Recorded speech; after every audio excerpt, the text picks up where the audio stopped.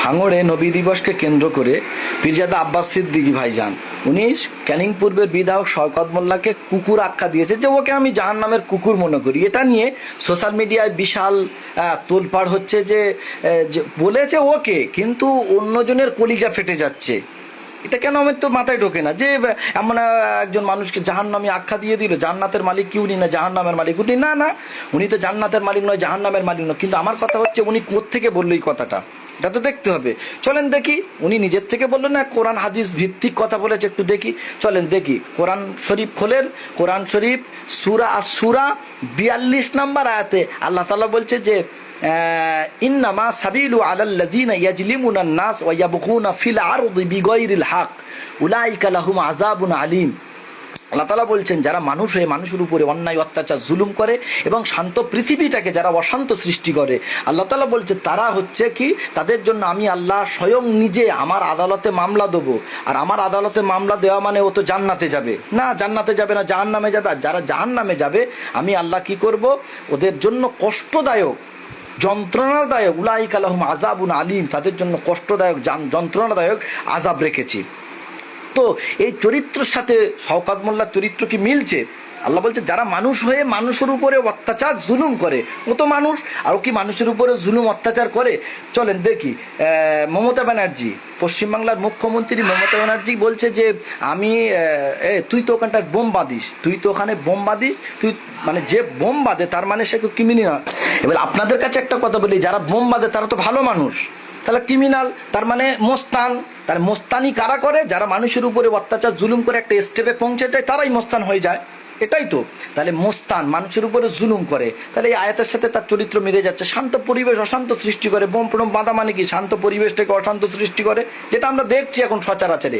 দ্বিতীয় নাম্বার হচ্ছে কোরআন শরীফের অপর আয়াত আল্লাহ তাআলা বলছে যে ওয়ালাকাদ যারা'না লি জাহান্নামা কাসীরাম মিনাল জিন্নি ওয়াল ইনস লাহুম কুলুবুন লা ইয়াফকাহুনা বিহা ওয়া লাহুম আয়ুনুন লা ইউবসিরুনা বিহা ওয়া লাহুম আযানুন লা ইয়াসমাউনা বিহা উলাইকা কাল আনআম বাল হুম আদাল। আল্লাহ তাআলা বলছেন যে আমি আল্লাহ বনি আদমদের ভিতরে অনেক মানুষকে জাহান্নামে দেবো, তাদের এই বৈশিষ্ট্য থাকলে। কি বৈশিষ্ট্য? যাদের আমি আল্লাহ বিবেক দিয়েছি, লাহুম কুলুবুন লা ইয়াফকাহুনা বিহা, যাদের আমি আল্লাহ কলব দিয়েছি, বিবেক দিয়েছি, বুদ্ধি দিয়েছি, মেধা প্রজ্ঞা আকল দিয়েছি, এইগুলো জিনিস দিয়ে তারা ভাবে না, চিন্তা ভাবনা করে না। কি চিন্তা করবে না? মুখ্যমন্ত্রী মমতা ব্যানার্জি, কেন্দ্র বিজেপি সরকার, সে আইন পাশ করছে, ইসলাম বিদ্বেষী আইন পাশ করছে, ওয়াকফ সম্পত্তিটা মিটিয়ে দিতে চাইছে এবং মমতা ব্যানার্জি চেপে দিতে চাইছে যে তোরা আন্দোলন করলে আমি বড় শত্রু হয়ে যাব। ইনি বলছে তোরা আন্দোলন করতে পারবি না, মানে আন্দোলন করলে ওটা তো বন্ধ হয়ে যেতে পারে, তোরা আন্দোলন করবি না, না ওটা পাশ হচ্ছে হোক। হ্যাঁ, আল্লাহ তাআলা বলছে তোরা এটা বিবেক দিয়ে কি চিন্তা করতে পারছিস না? দ্বিতীয় নাম্বার হচ্ছে চোখ, আল্লাহ চোখ দিয়েছে, চোখ দিয়ে দেখতে পাচ্ছি না এই সমস্ত জিনিসগুলো। কান দিয়েছে, কান দিয়ে এই সমস্ত জিনিসগুলো শুনতে পাচ্ছি না, শুনছি কিন্তু না শোনার ভান করছি। আল্লাহ তাআলা বলছে এরাই কিন্তু জাহান্নামে যাবে, এদেরকে জাহান্নামে দেবো। আর এরা হচ্ছে দুনিয়ার জমিনে পশু, উলাইকা কাল আনআম, এরাই হচ্ছে পশু, বাল হুম আদাল, শুধু পশু না, এরা পশুর থেকেও নিকৃষ্ট। তাহলে আল্লাহ তাআলা এই দুটো আয়াত দিয়ে ডিসকাশন করলে বোঝা যায় যে ওর চরিত্রের সাথে মিলে যাচ্ছে। ওদিকে বললো জাহান্নামী আর এদিকে বলছে পশু। তাহলে পশু মানে কি? কুকুর, শুয়ারও হতে পারে। তো আমার কথা বুঝতে পারছে না?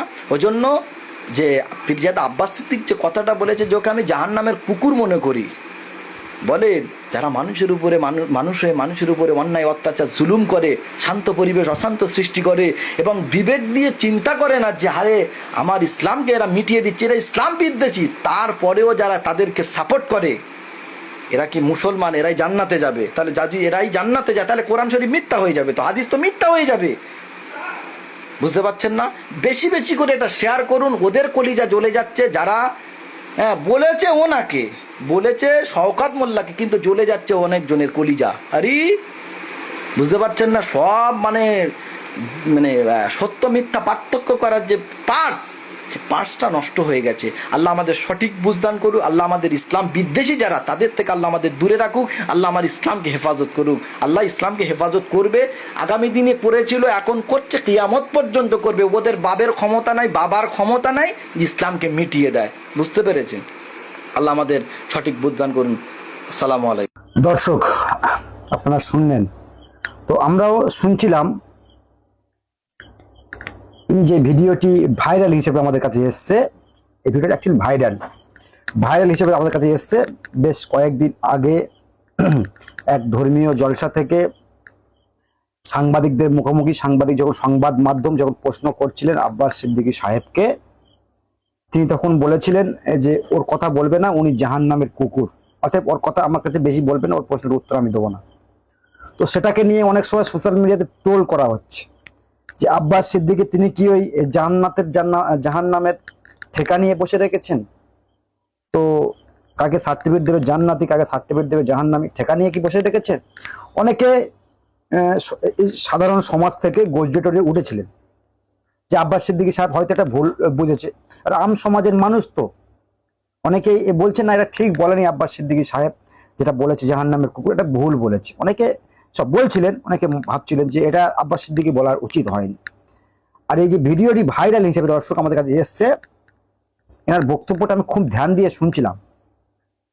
আর একবার আপনারাও শুনবেন ইনি কি বলেছেন। ইনি কিন্তু সম্পূর্ণ ওই মাওলানা সাহেব মানুষ, যেহেতু ভিডিওটা ভাইরাল হিসাবে এসছে, না ডিটেল এখনো পর্যন্ত আমরা পাইনি, তবে দেখছিলাম হুজুর টাইপের মানুষ আর কি, হুজুর। তো ইনি সমস্ত কথার যে ব্যাখ্যা, শওকত মোল্লার অনুগামীরা যে সমস্ত কথা বলছে এবং সাধারণ মানুষ যে সমস্ত কথা বলছে, সেই সমস্ত কথার কিন্তু ইনি ব্যাখ্যা দিয়ে দিলেন, সে সমস্ত কথাইতে ব্যাখ্যা দিয়ে দিন। অতএব আব্বাস সিদ্দিকী সাহেব এনার বক্তব্য অনুযায়ী, বা ইনি যেটা বললেন না কোরআন হাদিস থেকে আর কি বললেন, কোরআন হাদিসের বাইরে ইনি কথা বলেননি। তো কোরআন থেকে ইনি যে ব্যাখ্যাগুলো দিলেন নিঃসন্দেহে কোরআন শরীফে আছে। আমরা তো আম সমাজের মানুষ, আমরা এগুলো বুঝি না, কিন্তু যে আয়াত ধরে ধরে উনি ব্যাখ্যা দিলেন, সেই ব্যাখ্যা অনুযায়ী শওকত মোল্লাকে যে কুকুর বলে কটাক্ষ করেছেন সেটা অনেক কম হয়ে গিয়েছে।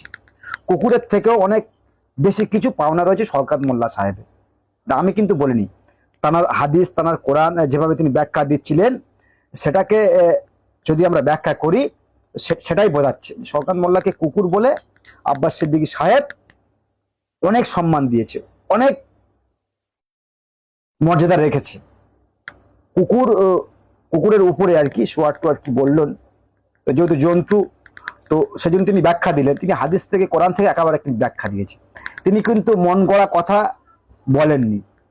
এবার আমরা আম সমাজের মানুষ অনেকে রয়েছে হয়তো যে আব্বাস সিদ্দিকী সাহেব কি জাহান্নামে জান্নাতে ঠেকানে বসে রয়েছে, জাহান্নামী বলা যাবে না। আম সমাজে টোল্ড হয় যে কাউকে জাহান্নামী সার্টিফিকেট দেওয়া যাবে না, কাউকে জান্নাতিও বলা যাবে না। সেই সমাজ থেকে অনেকে কমেন্ট করছে, অনেকে বক্তব্য সব রাখছেন। তো এই দাদার ভিডিওটা আর কি আমাদের কাছে ভাইরাল হিসেবে এসছে। তো এনার নাম আমরা জানি না, তবে যে কথাগুলো তিনি বললেন একেবারে কোরআন থেকে, কোরআন সুন্নাহ মেনে একবার তিনি কথাগুলো বললেন। অতএব বোঝা গেল এখানে যে আব্বাস সিদ্দিকী যে কথাগুলো বলেছে শওকত মোল্লাকে কুকুর বলে, সেটা কিন্তু অনেক কম বলা হয়েছে, অনেক কম বলা হয়েছে। তার তো অনেক উঁচু জায়গা রয়েছে ওই সোয়াট্টু আর কি বলছিলেন। যদিও আমি এই কথার ব্যাখ্যা দেবো না, হাদিস কোরআন সম্পর্কে অতটা ধারণা আমাদের নেই, জ্ঞান নেই। তো দাদার কথা অনুযায়ী যেটা শুনলাম আমরা সেটাই বলেছে আর কি শওকত মোল্লাকে। এবারে এই ভিডিওটি বেশি বেশি করে শেয়ার করার চেষ্টা করবেন আর নজর রাখবেন আমাদের চ্যানেলে।